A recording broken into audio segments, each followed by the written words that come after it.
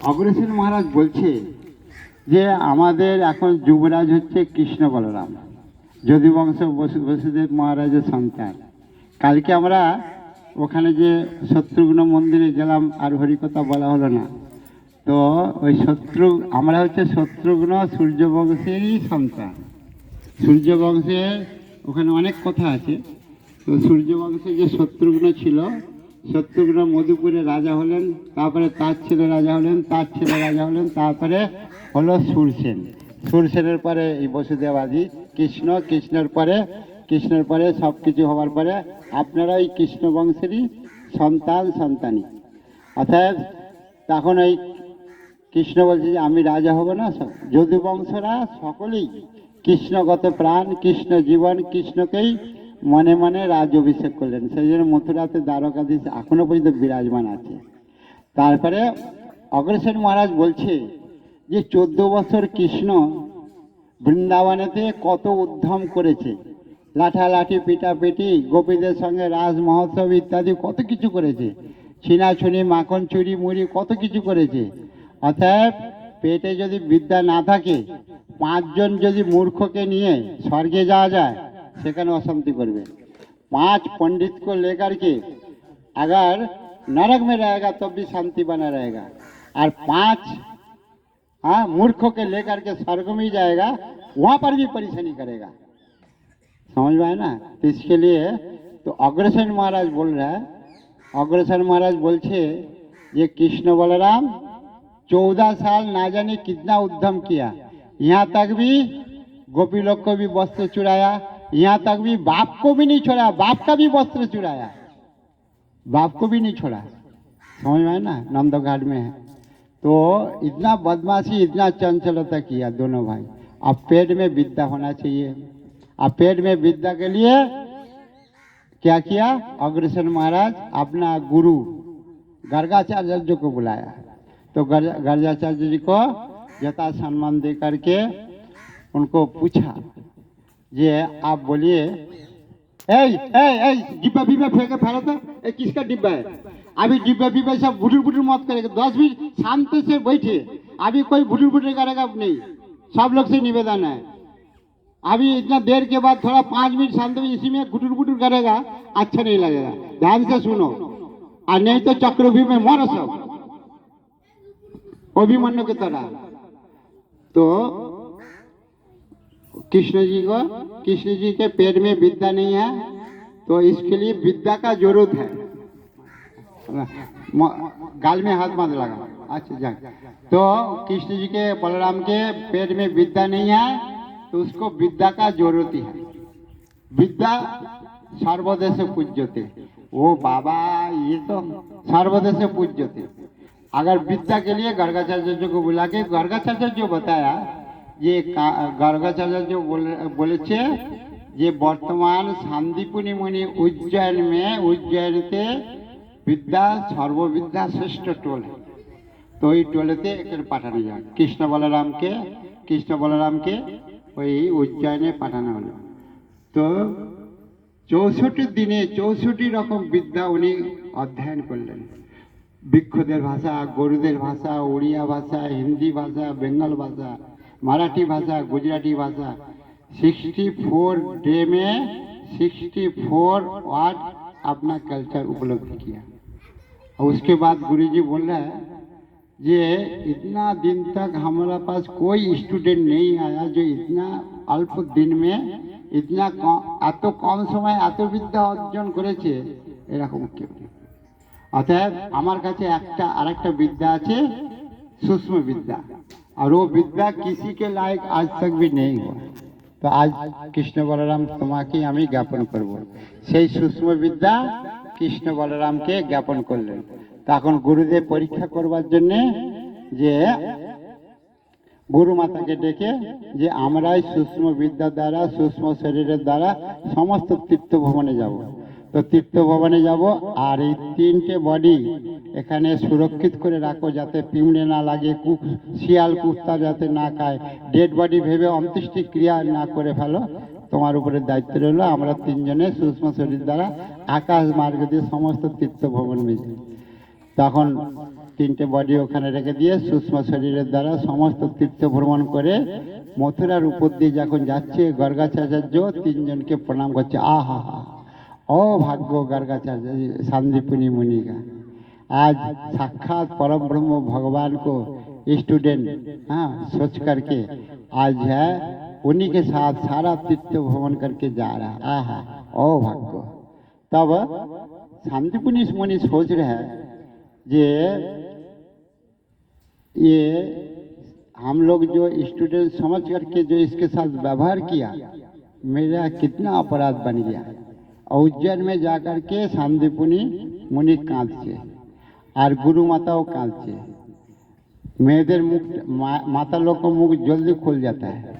अब माता वहाँ बोल रहा है, बोले देखो मेरा एक बेटा था, एक पुत्र छिलो और वो समुद्र में चला गया और एक पुत्र के चलते दो पुत्र प्राप्त हुआ था कृष्ण बलराम। अब दोनों पुत्र हमको माँ बोल करके पुकारते थे। अब तो तुम्हारा विद्या पूरा होगी, अब तो तुम मधुपुर में चला जाओगे, हमको माँ बोल करके कौन पुकारेगा। तब कृष्ण बलराम वहाँ पर वचन दिया ये हम तुम्हारा दोनों बेटा बेटा ही रहेंगे। कब तक? तब तक जब तक तुम्हारे पुत्र को नहीं प्राप्त हुआ ना पाচ্ছি তৎক্ষণ পর্যন্ত তোমার আমরা ছেলে হয়ে থাকবো। হ্যাঁ যদি ছেলেকে যদি পেয়ে যাই তাহলে তোমার गुरु दक्षिणा का स्वरूप दे करके हम मधुपुर में जाएंगे। तब माँ से पूछा तुम्हारा अंतिम बेटा कहाँ से भेंट हुआ था। तब बोला যে ऐसा ऐसा समुद्रे स्नान करते গিয়েছিল और ওখান থেকে তখন कृष्ण बलराम समुद्रदेव को आह्वान किया तो समुद्रदेव प्रकट हुआ जो हमारा गुरुपुत्र कहाँ दो। तब समुद्रदेव बोल रहा है हम ध्यान लगा के देखते हैं, पूरा ध्यान लगा के देखा समुद्र में अथल अथल तो नीचे में पंचजनी शंख छिलो। সেই শঙ্খের ভেতরে শঙ্খচূড় দৈত্য पिमड़े থেকে चींटी से भी सूक्ष्म रूप धारण करके आराम से सोए रहता है और जब निकलता है उसका पेट जो 2 माइल ऊंचा है और लंबाई में 22 माइल लंबाई है। इतना बड़ा प्रकांड शरीर है। आदमी को बड़े बड़े मछली को पकड़ के दोनों पूरा जिंदगी खा जाता है।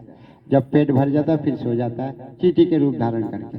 तब कृष्ण बलराम समुद्र के नीचे में जा करके पंचजनी शंख को अग्निबाण से तपा के उसको जगा के निकाल के अब एकदम जब नींद से उठ गया कुंभ करके तरफ भूख लगने जाता है।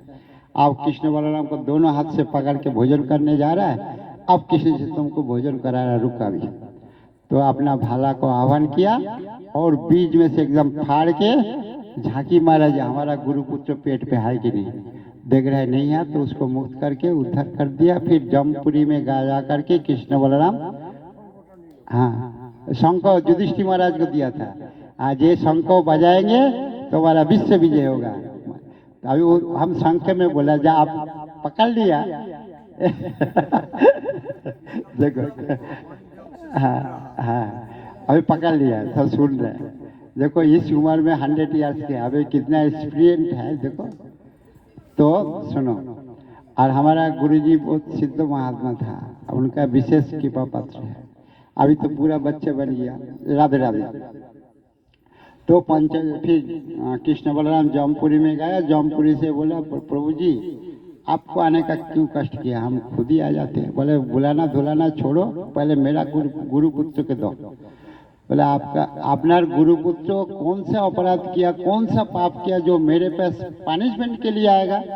आपका गुरु जैसा शुद्ध सत्य स्वरूप है, आपका पुत्र भी हाँ बबुल का पेड़ में थोड़ी आम होगा, आम के पेड़ में तो आम ही होगा। आपका अमृत स्वरूप है, सत्य स्वरूप है। सत्य लोग में गया जब कृष्ण बलराम सत्य लोग से ला करके गुरु माता को समर्पण किया। कहाँ था बोले उधर में खेल रहे थे, खोज खोज ढूंढ के मिले तो गुरु दक्षिणा दे करके फिर मधुपुर में आया। तो मधुपुरी में जब आए मथुरा में जब आया तब सारे जोधी वंश लोग घिर के बैठ गया। अब कृष्ण जी का स्मरण होच्छे जे हम तो ब्रजवासी को वचन दे के आया था हम परसों आ जाएंगे, धनुर्यज्ञ को खत्म हो जाएगा परसों रिटर्न आ जाएंगे। अब परसों की जगह कोई महीना हो गया। तो ब्रजवासी लोग जब याद आया कृष्ण जी अपना सूक्ष्म विद्या सारा विद्या उपलब्धि है तो एक विद्या अपना मथुरा में स्वरूप रह गया। अब दूसरा स्वरूप निकाल के ब्रज में आया। अब ये सब बात जो है आपको भागवत में कोई किताब में मिलने वाला नहीं है। हम लोग को बहुत मुश्किल से प्राप्त हुआ वो विद्या। आप लोग को भी थोड़ा देर है, अगर इधर उधर छोटा मोटा करेगा अच्छा नहीं लगता। हम भी कितना कष्ट करके अनुभूति करके वो अगर किसी को दिया जाए, मेरा भी सफल हो जाए। तो फिर कृष्ण जी जब एक स्वरूप में जब ब्रज में आया, सारे ब्रजवासी लोग आपकी तरफ घिर के बढ़ गया कृष्ण बलराम को। सखा लोग बोल रहे, बोले अच्छा मधुपुर में मधुपुरे तुम्हार कुब्जा आदि सुंदरी सुंदरी बढ़िया बढ़िया पाकन बना के दिया तो खाया, मस्त में वहाँ बिताया, हम लोग को भूल गया। और गोपी लोग अपना निजे निजे भाषा बोलते, निजे निजे माँ जसोदा अपना भाषा बोल रहा है, ये सब भाषा बोलते। सबका बात सुन करके कृष्ण जी बोल रहा है, बलराम जी बोले देखो हम क्या करूँ, हम तो मथुरा में गए धनुष युद्ध में और पिता माता को उद्धार किया, और फिर पिता माता अपना गुरु जी के साथ भेज दिया कहाँ उज्जैन में विद्या अध्ययन किया, और फिर गुरु जी क्या क्या तीर्थ भ्रमण में ले गया सारा। तब ब्रजवासी लोग पकड़ाया, देखो तुम जब सारा तीर्थ भ्रमण किया, नंद बाबा भी बोला हमको भी ले चल। तब नंद बाबा कृष्ण जी बोले देखो पापा, कहाँ केदारनाथ बद्रीनाथ है, आपको जाना संभव नहीं है, बड़े बूढ़े हो गया, शेर टाइगर सब है, खा जाएगा, इसके लिए वहाँ जाना संभव नहीं है। पापा भैया आपका मागन का हमारा पूरा बल है, शक्ति है, हम सबको बुलाता है, नहीं आएगा ना ढिसुम ढसम करके सबको कान पकड़ के ले जाएगा, चिंता मत कर। तो बाबा में आगे जैसा गिरिराज जी स्वयं तो कृष्ण जी है, और नंद बाबा ताक रहा है ये बेटा भी हमारा है नहीं, गोवर्धन मेरा है, वो हमारा बेटा नहीं ये बेटा है, कंफ्यूज हो गया था नंद बाबा। तो यह जो बद्रीनाथ जो है साक्षात कृष्ण जी बाद में बताएगा। तब नंद बाबा को बोल रहा है जो आप जा नहीं सकते, हम सबको बुलाते हैं।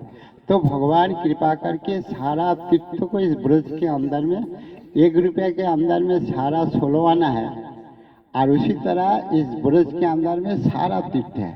सारा तीर्थ को बुला के नंद बाबा को लेकर के सारा ब्रजवासी को लेकर के तीर्थ भ्रमण करने चले पड़े। जब चलते चलते चलते चलते उस बुढ़ा बद्री के पास एक अलकनंद है ना, कुंड है, उस कुंड के बगल में एक पेड़ है, और उस इतना विशाल पेड़ है, तो उस पेड़ के नीचे में नंद बाबा बैठ गया। अब सखा लोग जो है गुस्सा हो गया, ये साले बुढ़ा बैठ गया, हम लोग का यात्रा खत्म हो गया, अब हम लोग का यात्रा नहीं होगा, अब हम लोग का भगवान को दर्शन पर्शन नहीं होगा, ये बुढ़ा साला बैठ गया। ब्रज के बोली है खारा पानी गाली बोली। हाँ सखा लोग कृष्ण जी को बोला साले तेरे माँ का भी ठीक नहीं है, बाप का भी ठीक नहीं है, 2 बाप बना के रखा, 4 माँ बना के रखा, तेरे साथ कौन खेलेगा, तू यहाँ से भाग। इस तरह से ब्रजवासी लोग के साथ भगवान देखो मृदु हास्य सुहास्य सुभाष्य जितम भज कृष्ण निधि ब्रजराज सुतम वृषचंदन चर्चित चारुतनु मणिकस्तव गौरित भानुतनु ब्रज बाल शिरोमणि रूप दितम भज कृष्ण निधि ब्रजराज सुतम। भगवान का ही मृदु हास्य कृष्ण जी का है, वो भी किसका, जो ब्रजेंद्र नंदन जो कृष्ण है, देवकी नंदन जो कृष्ण है, उसके मीठा मृदु हास्य नहीं है। ना रामचंद्र जी का है, ना नरसिंह भगवान का है, ना बराह का है, ना कुर्मा, किसी अवतार के लिए केवल ब्रजेंद्र। क्यों? ब्रजवासी लोग इतना प्यार है और इतना मीठा वाली है बोली है, और इतना इतना मीठा प्रेम है, और इतना सुंदर वातावरण है। हाँ देखो भगवान का क्या दिमाग, वो भांग खा के ऊपर पहाड़ के ऊपर बैठे हुए हैं? नहीं, पहाड़ के ऊपर क्यों बैठे हुए हैं? सारा जितना देवभूमि है सब पर्वत के ऊपर में है, इसका तो कोई कारण तो होगा। क्या कारण है? भगवान पर्वतेर ऊपर আছে কি না এই জীব জন্তু, तो भगवान पर्वत बेसी भांग ठांग के पर्वत ऊपर बसे আছে, इसका कोई जवाब दे सकता कोई है यहाँ पर? আছে আপনাকে মনে ছিল ফোনে তো মনে একবার বলেছিলাম, মনে পড়ছে? ভুলে গেছে।